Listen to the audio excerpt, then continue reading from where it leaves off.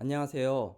오늘은 보졸레를 중심으로 마코네, 코트 샤르네즈, 샤블리 등을 살펴보겠습니다. 보졸레 하면 보졸레 누보가 제일 먼저 떠오르네요. 보졸레 누보는 매년 수확 후 11월 셋째 주 목요일에 출시되는 레드 와인입니다. 그의 첫 번째 빈티지 와인으로 누보는 프랑스어로 새로운이란 뜻입니다. 추수감사절, 연말연시에 가볍게 마시기 편한 과일향 나는 파티용이 저렴한 와인입니다. 보졸레 누보는 13도에 약간 차게 마십니다. 보졸레 누보는 대부분이 적포도를 생산하는 평지 남부 지역의 모래토양 지형에서 재배됩니다. 감의 적포도 품종을 사용하며 이 지역의 특별한 양조 방식인 탄산 침용을 사용합니다. 보졸레 누보 와인의 양조 방법인 탄산 침용 방식은 포도송이째 손수확하여 포도송이를 으깨는 과정 없이 발효통에 넣어 통째로 사용합니다. 손수확하는 이유는 포도의 껍질이 양조 전에 손상되면 안 되고 또한 포도송이째 들어가므로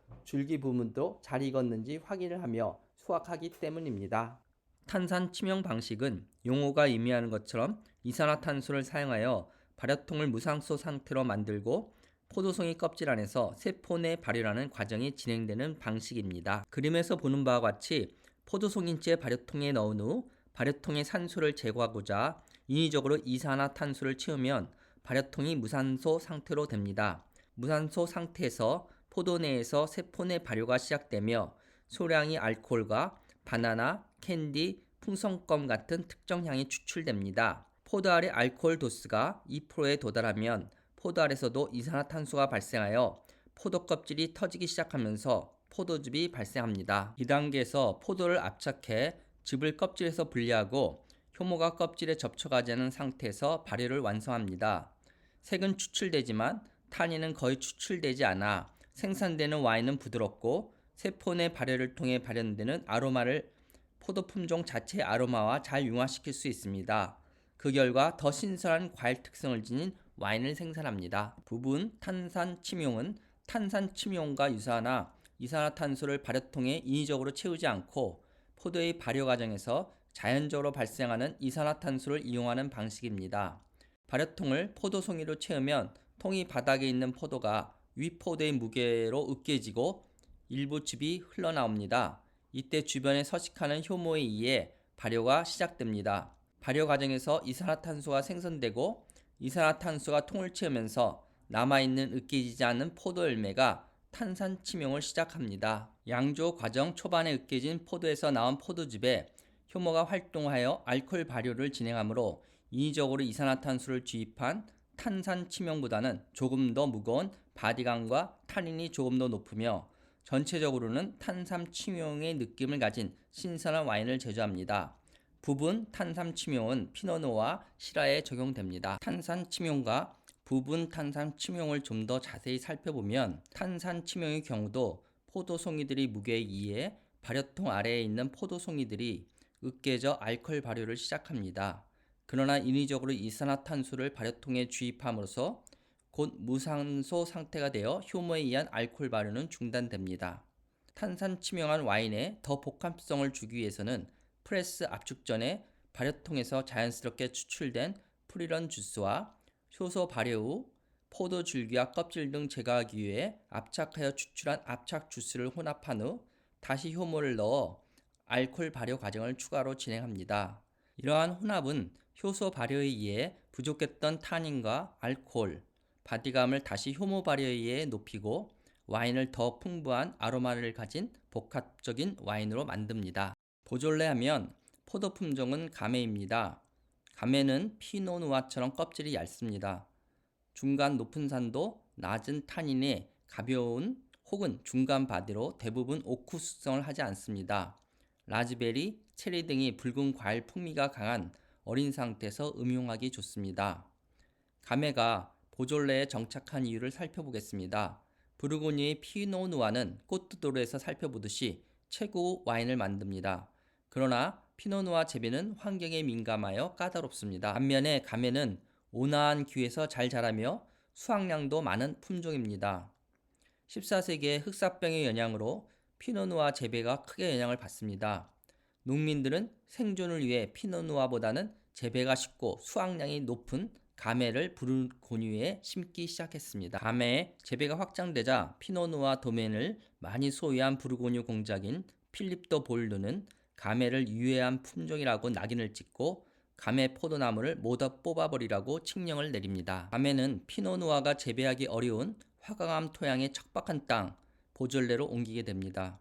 다행히 보졸레 인근에는 파리와 마르세유에 이어 프랑스의 3대 도시인 리옹이 있었고 산업혁명으로 리옹은 부유황금 시대에 접어들면서 19세기에 생산량이 좋은 보졸레 와인도 대량 생산하면서 호황을 누립니다. 1936년에 보졸레는 자치지역에 대한 AOC를 받았습니다. 2차 세계대전 이후에는 보졸레는 타 지역보다 더 빨리 와인을 출시하면서 보졸레 누보 시장을 확장하고 성장했습니다. 이후 일본에서는 연간 6천만 리터를 수입하고 축하 행사 기간에 수용할 수 있는 와인 스파를 만들기도 합니다. 그러나 1980년대에 이러한 보졸레 누보 열풍에 반발하여 신랄한 리뷰와 비판으로 매출 감소를 겪습니다. 주요 요인은 너무나 많은 생산량에 의한 와인의 품질의 질적인 하락이었습니다. 이후 보졸레 누보의 생산량을 줄이는 노력과 함께 보졸레는 고품질의 와인을 생산하는 10개의 마을 등급을 지정합니다. 보졸레 빌라주인 10개의 끓이는 보졸레 북쪽 황암지대에서 척박한 양분이 낮은 화강암을 기반으로 한 모래토양으로 구성된 경사진 언덕이 위치합니다. 화강암의 딱딱한 토양에서 저포도 가메의 포도나무는 힘겹게 땅속 깊숙이 뿌리를 내리며 성장하므로 포도송이 풍미가 농축됩니다. 10개의 끓이 중에 농축된 풍미와 높은 타닌의 가장 파워풀한 물레 아방, 그리고 모르곤과 가볍고 향이 강한 섬세한 와인을 만드는 플레리, 브루이 등이 있습니다. 마코네 지역은 마을에 대한 엄격한 구분이 없습니다. 최소 수준의 알코올과 수확량, 생산량의 규정에 따라 지역 등급인 마콩과 마콩 빌리지 등으로 나눌 수 있습니다. 마코네는 마콩에서 유래된 것으로 마코네를 마콩으로도 부릅니다. 지역 등급 마콩은 샤르도네를 유산 발휘하고 피노누아는 가볍고 과일 풍미를 가지며 일찍 마시기 좋은 와인을 생산합니다. 마을 등급인 마콩 빌리지는 27개로 생산량과 품질의 일관성을 가집니다. 샤르도네 화이트 와인은 열대과일, 바닐라, 아로마와 풍미를 가지며 풀바디 화이트 와인으로 생산합니다. 뿌이푸세와 생베랑의 포도나무는 남동양에 위치하며 일조량이 높은 원형 경사지에 따뜻한 기후로 오크 숙성이 가능한 풀바디 화이트 와인을 생산합니다. 열대 풍미와 화려한 캐릭터의 샤르도네로 저렴한 메르소 느낌입니다. 생베랑 와인 산지는 7개의 마을로 구성되며 마콩이나 마콩 빌리지 명칭과는 달리 100% 샤르도네 와인만 마을 등급 생베랑으로 와인 레이블에 표시할 수 있습니다. 마코네는 세계 최고의 화이트 와인 뿌이푸세로 유명합니다. 마을은 보졸레와 가까운 거리에 있습니다. 뿌이푸세의 때로하는 마코네에서 가장 훌륭합니다. 햇볕이 잘 드는 언덕 경사면과 고도를 가지고 배수가 잘 되는 석회암 토양으로 꼬트 드본의 화이트 산지와 유사합니다. 2020년 9월 뿌이푸세의 22개의 끌리마를 프리미에르 끄리로 선정하였습니다. 유산 발효와 프랑스의 새로운 작은 오크통에서 발효와 숙성을 통해 뿌이푸세의 샤르도네 화이트 와인은 풍부한 질감과 무거운 바디를 지닌 헤이즐넛, 버터, 달콤한 향신료, 토스트, 바닐라의 두드러진 아로마를 갖습니다.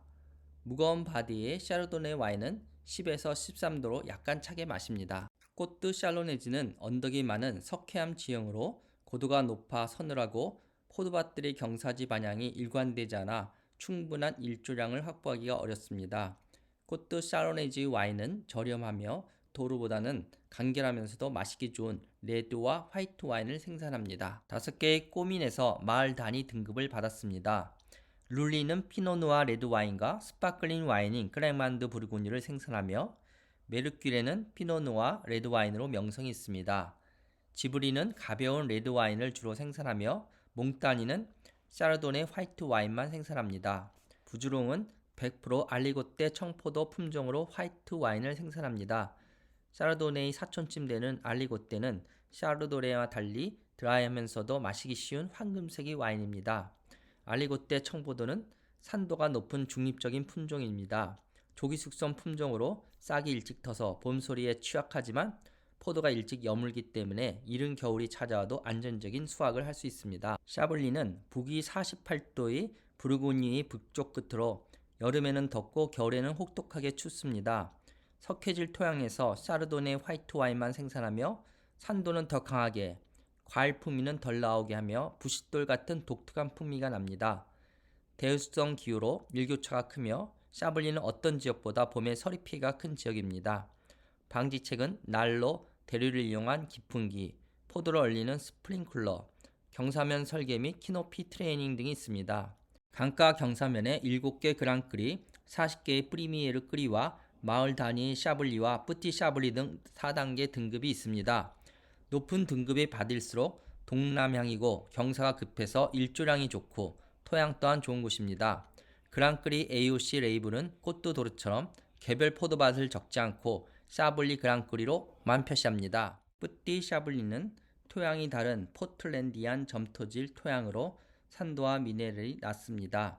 샤블리 와인 중에서 가장 낮은 등급입니다.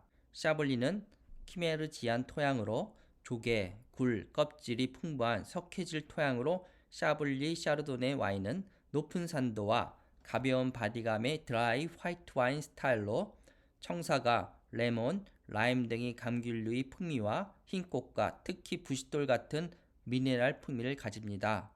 그랑크리 등급을 제외하고는 오크수성을 일반적으로 하지 않습니다. 3번에 걸쳐 부르고뉴의 포도 품종과 산지에 대해서 살펴보았습니다. 다음번에는 포도 품종 시라의 대표적인 산지인 론 지방에 대해서 살펴보겠습니다. 감사합니다.